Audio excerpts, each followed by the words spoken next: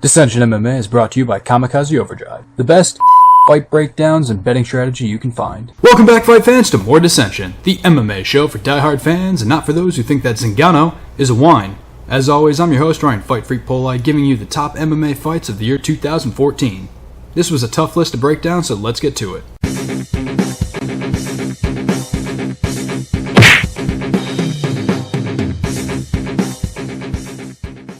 For this list, high-profile fights will not be given any extra credit. We're just looking for fast-paced and high-action fights. Coming in at number 10 is Diego Ferreira versus Ramsey Najim. This fight was crazy, from the striking exchanges all the way down to the exchanges and transitions on the ground. Number 9 is Alex Caceres taking on Sergio Pettis. A great striking war with technical striking displayed by Sergio Pettis. But in the end, it was Caceres who was able to get the fight to the ground and submit Anthony Pettis' younger brother. Number 8 is Max Holloway's excellent performance against Clay Collard. Now, everybody gives Collard a lot of credit because he showed an iron chin and actually took this fight on short notice. And although Holloway overwhelmed Collard with high-volume strikes, it was Collard's chin and willingness to stand and bang that really made this fight one of the greatest of 2014.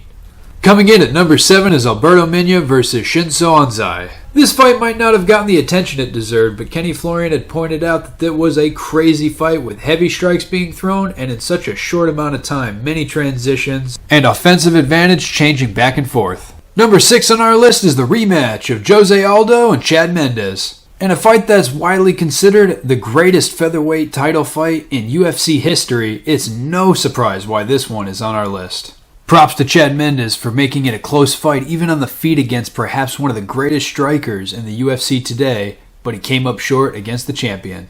Number 5 is Joe Lauzon versus Michael Chiesa. A fight that saw both grappling and striking. These fighters were exchanging the dominant positions and the advantages by the moment. Lauzon was able to open up a cut over Chiesa's eye, which led to the controversial stoppage. Boy, that's a fight I would love to see a rematch. Number 4 is Cathal Pendred versus Mike King. In round 1, King dominated the Irish fighter and nearly finished him several times, but in the second, Pendred made an excellent comeback by submitting Mike King with a rear naked choke.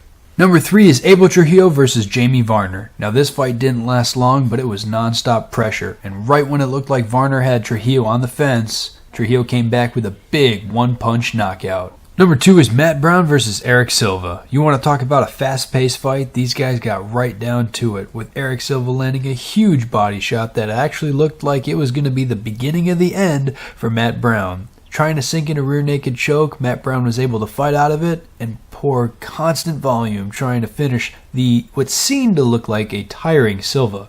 And although a couple other body shots looked like he could turn the tide for Silva, Matt Brown was relentless and did not stop punches until the ref had seen enough. Now, before we get to number 1 on our list, let's take a look at a few honorable mentions.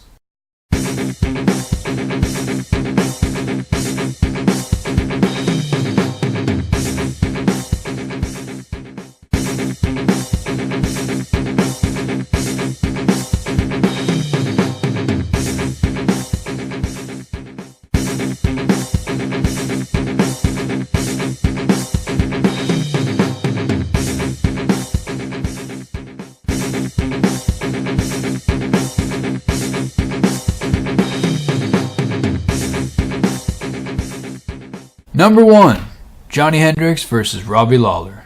These guys stood toe-to-toe for 4 full rounds and gave some of the greatest striking exchanges we've ever seen, let alone in just the year 2014.